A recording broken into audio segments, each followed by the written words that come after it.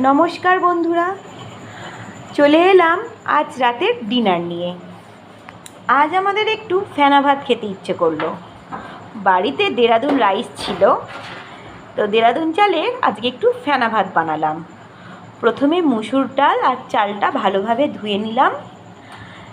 ধুয়ে প্রেসার কুকারে দিয়ে তার মধ্যে আলু, পটল, কুমড়ো, বেগুন, বরবটি আর টমেটো কুচি দিয়ে দুটো সিটি মারলাম। আর সিটি মেরে স্টিমটা কিছুক্ষণ হতে দিলাম। নামানোর সময় দেখি একটুও জল নেই, আবার একটু জল দিলাম। দিয়ে দেখলাম যখন ফুটে গেছে, একটা ডিম ভেঙে তার মধ্যে দিয়ে দিলাম। আর নামানোর সময় একটু নুনও দিয়ে দিলাম।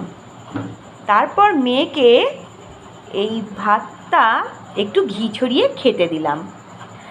আর তার সাথে একটু লঙ্কা ভাজাও করে নিলাম, আমরা খাবো বলে। ও অবশ্য লঙ্কা ভাজা খেতে পারে না। তো ডিমগুলো দেখতে পাচ্ছ, দেখা যাচ্ছে। কুমড়ো, পটল ঘেঁটে গেছে, তবু দেখানোর চেষ্টা করছে। এটা পটল, কুমড়ো এই দিকে, এটা কুমড়ো, এই দেখো ডিমের টুকরো। বেগুনটা পুরোপুরি ঘেঁটে গেছে, পাতলা করে কেটেছিলাম তো তাই।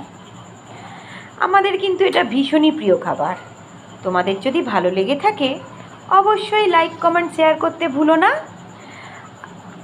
আর ইউটিউব থেকে দেখে রাখলে অবশ্যই সাবস্ক্রাইব করে দিও। আর ফেসবুক থেকে দেখে রাখলে ফলো করে দিও। তো আমার মেয়ে এক চামচ খেয়ে দেখাচ্ছে কেমন হয়েছে খাবারটা। দারুণ হয়েছে।